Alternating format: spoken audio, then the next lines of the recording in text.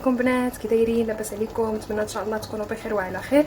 المهم البنات ان شاء الله اليوم غادي نوجد معكم بريوات بالدجاج.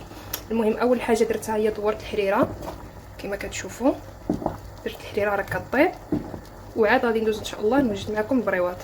اللي بغى الفيديو ديال الحريره البنات راه كاين في القناه ديالي، سبق لي صايبت معكم الحريره الطريقه السهله كيفاش كتجي.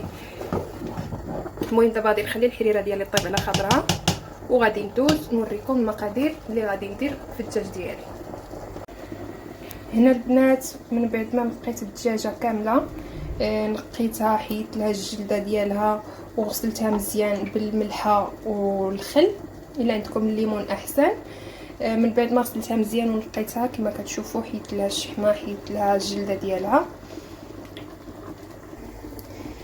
هنا عندي البصله اللي شلطتها بهذه الطريقه هذه. هنا عندي 4 البصلات كبار، عندي هنايا قزبر، التوابل غادي نحتاج الملحه، الشاونيه، البزار، سكينجبير، واحد ورق موسى، شويه ديال القرفه وشويه ديال الخرقوم. هنا البيض غادي نحتاجو من بعد فاش يطيب الدجاج نحيد الدجاج وغادي نهرس البيض على البصله اللي تبقى لي في الدجاج. هنا عندي زلافه ديال اللوز اللي غادي نسلقو وغادي نحيد له الجلده ديالو وغادي نقليه وغادي نهرمشو. ودابا البنات غادي ندوزو لطريقه تحضير الدجاج ديالنا. هنا البنات شعلت البوطه على الدجاج،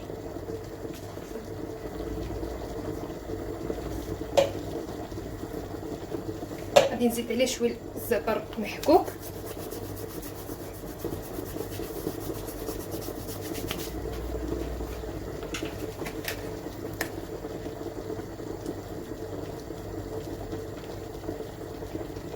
دير واحد شويه زعفران ملون، الا بغيتو يبقى اختياري ماشي ضروري.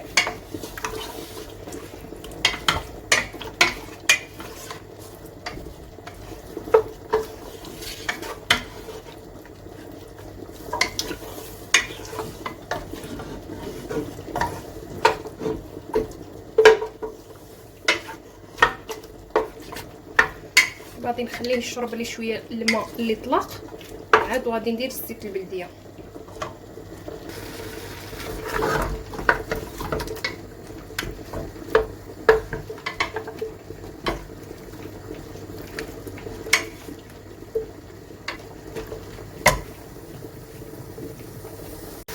دابا البنات من بعد ما شرب ليا داك الماء غادي ندير الزيت البلديه.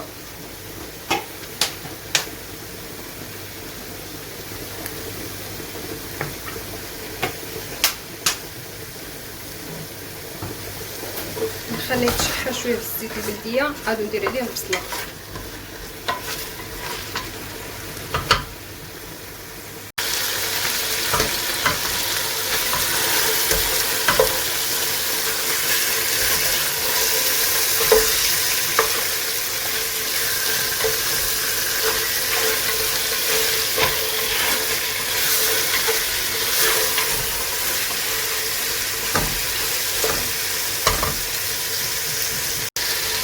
من بعد ما سخنا لي الدجاج ديالي غادي نزيد عليه البصله، بسم الله. انا هنا درت بصله حمراء، نتوما ديروا بصله اللي عندكم بيضاء ولا حمراء ماشي مشكل.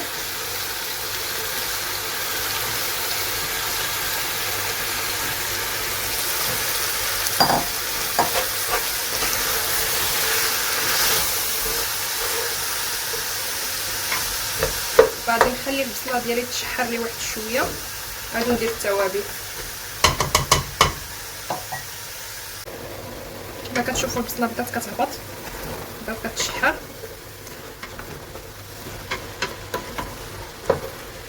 دابا غادي ندير التوابل وغادي نشد عليها ونخليها طيب. نزيد الكزبر،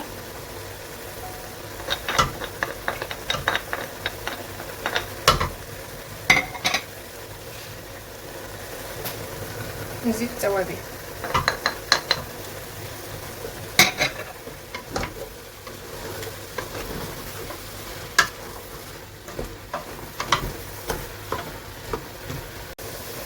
من بعد ما تشحر لي كلشي البنات غادي ندير واحد كاس ديال الماء،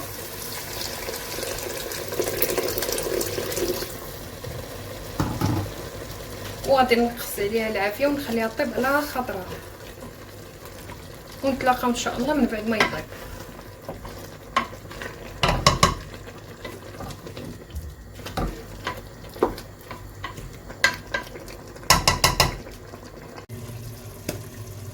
وهنا البنات من بعد ما طاب الدجاج ديالي كما كتشوفوا غادي نحيد الدجاج وغادي نخلي غير البصيله، غادي نلبسها من المرقه اللي فيها وغادي نهرس عليها البيض ونبقى نحرك مزيان.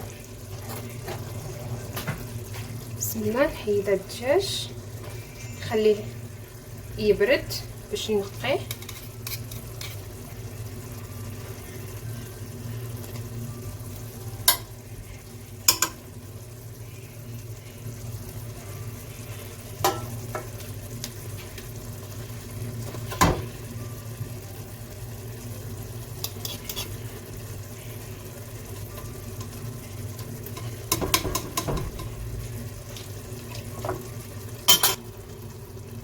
دابا البنات من بعد ما حيدت الدجاج ديالي غادي نخليه على جنب يبرد تنولي نقيه. كما شفتوا شعلت على البصيله ديالي تشرب من هذه المريقه هذه. حاولوا تنقيو الا طاح شي عضيم اولا شي حاجه نحيدوه.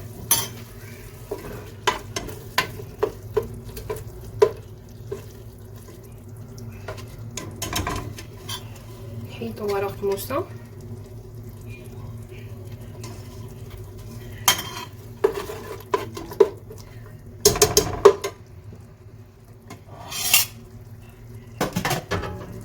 ودابا غادي نجيب البيض ديال البنات وغنبقى ندير بيضه بيضه ونحرك مزيان. عندي هنا 8 د البيضات، نتوما ديروا 6 7 المهم على حسب الورقه اللي عندكم، واش عندكم كثيره ولا قليله.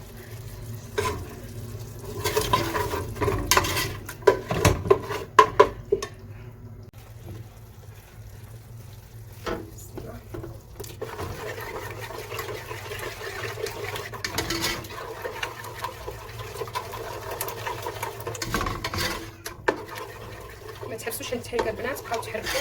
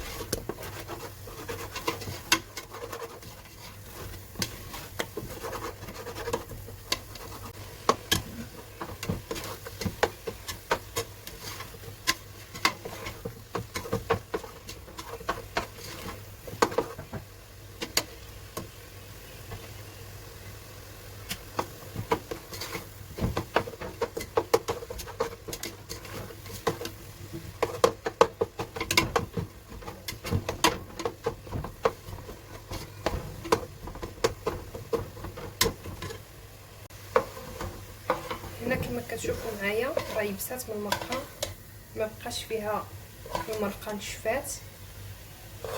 دابا واخا هكذايا غادي نقلبها في واحد الشبكه تقطر على من ما تبرد ونطلقها. دابا غادي ندوزو نقليو الدجاج ديالنا، نهزو هادشي في الجنب.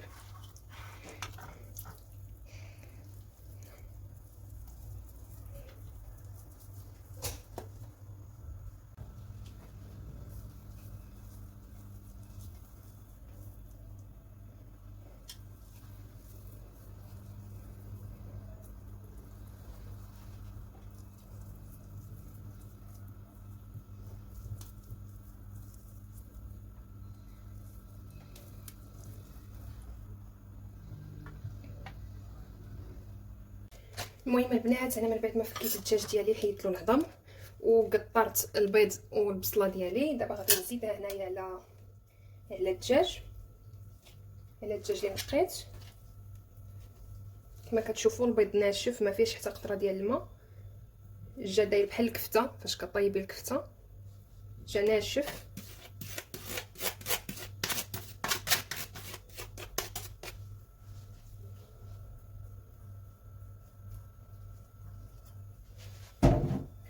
وغادي نزيد عليه اللوز البنات اللي هرمشتو ولا رشمتو بهذه الطريقه هذه. كما كتشوفوا مخليها غليظ باش فاش تاكلي بريو ولا هذا يجي فيك شي طرف تحسي باللوز.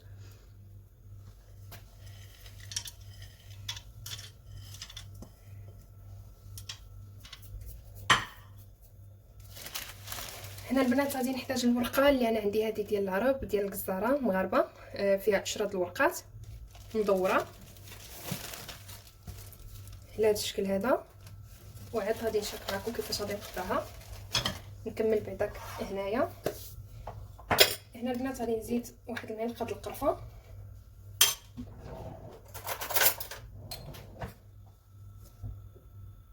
ما عامراش بزاف، نزيد واحد شويه، المهم معلقه صغيره عامره مزيان بالقرفه. اللي ما كيبغيش القرفه يقدر يستغنى عليها. وغادي نزيد السكر كلاصي. السكر نديرو على حسب الذوق البنات، اللي كيبغي الحلاوه واللي ما كيبغيش داكشي كيبقى على حسب الذوق كل واحد.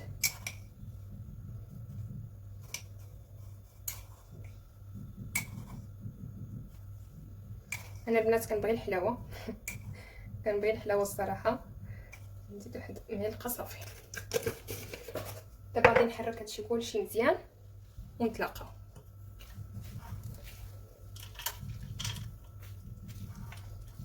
نحركو كامل يدخل فيه اللوز والقرفه والدجاج والبيض يدخل في بعضياتو كامل عمليه التجميع ونتلاقاو.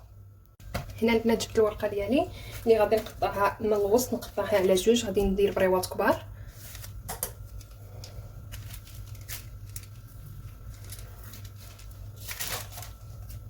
بسم الله.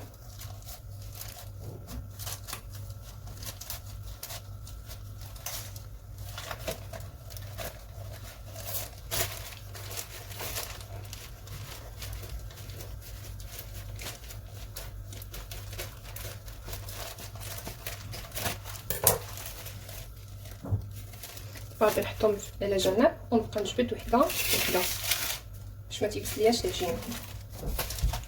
ومن الاحسن نحشوهم في الميكا ونخدموا وحده بوحده باش ما تيبسلكمش العجينه. انا عندي واحد الزلافه دايره فيها شويه الزيت. غادي ندهن الورقه ديالي مزيان باش ما تهرسلياش، باش ما تقطعش.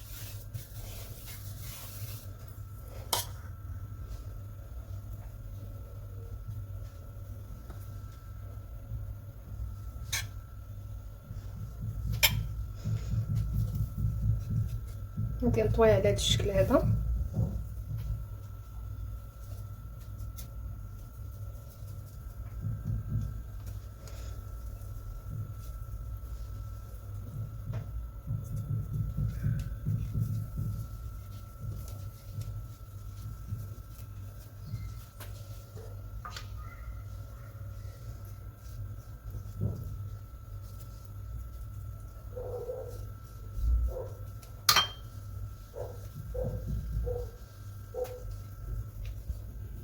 وهنا غادي نلصق بالعجينه البنات الطحين معلقه ديال الدقيق اللي خلطتها مع الماء، وغادي نلصق بهذه الطريقه هذه. غادي نعاود معكم واحده اخرى.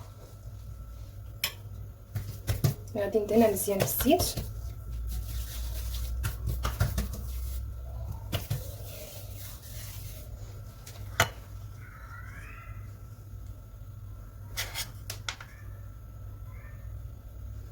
انا كنعمرهم مزيان البنات، نتوما ديروا على حسب الذوق ديالكم، عامرين خاويين، المهم داكشي كيبقى اختياري.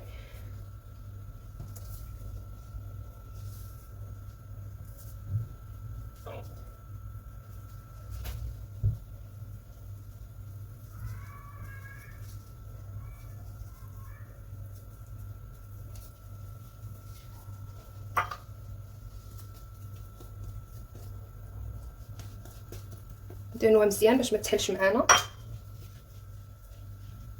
هنا كيبقى لكم الاختيار، بغيتو تحشيوها لتحت حشيوها، بغيتو ديروها من الفوق ديروها، ما كاين حتى شي مشكل.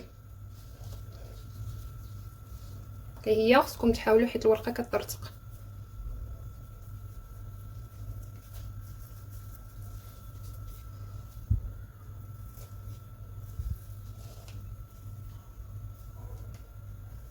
دابا غادي نستمر بهذه الطريقه هذه البنات حتى نسالي ان شاء الله البريوات ديالي ونتلاقاو.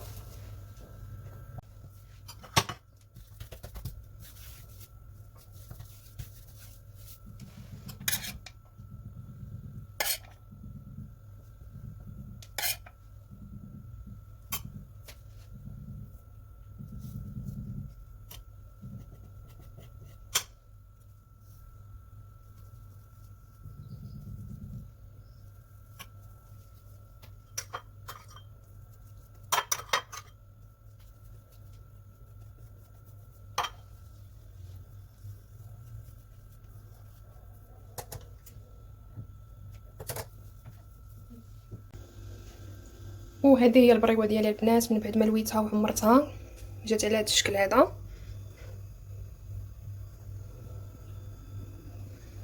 ودابا بقى لها غير تقلى، فاش نقليها ان شاء الله غادي نوريكم النتيجه النهائيه ونتلاقاو ان شاء الله. وهذه هي النتيجه النهائيه البنات. هادو هما البريوات ديالي من بعد ما حمرتهم قليتهم. اللي ما بغاش الزيت يقدر يحشيهم في الفران كما كتشوفوا محمرين. انا غادي نزيد لهم شويه السكر وشويه القرفه من الفوق.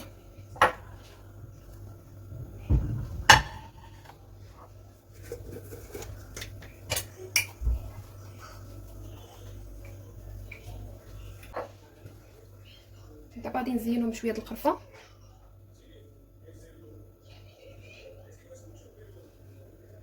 زينهم بالطريقه اللي عجبتكم.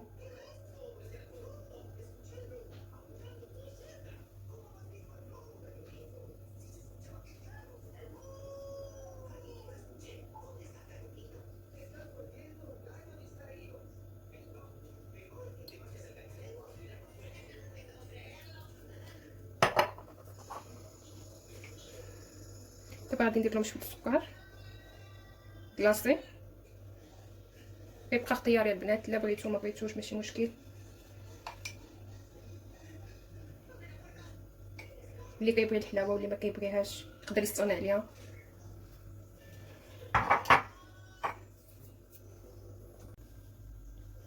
انا غادي نفتح معكم وحده وتشوفوا كيفاش دايره من الداخل.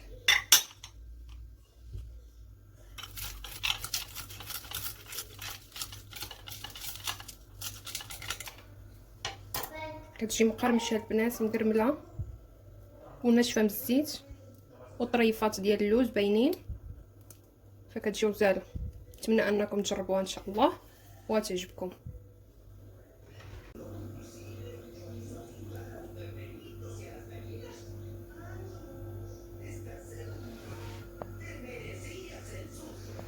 وهنا عندي البنات الحريره اللي صايبت سبق اللي صايبت معاكم.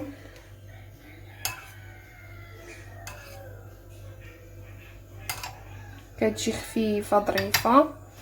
وهنا عندي شويه تميرات، وهذه هي العشيوه ديالي اليوم. نتمنى انه يعجبكم الفيديو ويكون خفيف ظريف على قلوبكم، وما تبخلوش عليا باللايكات. وبسلامه عليكم، وبسلام.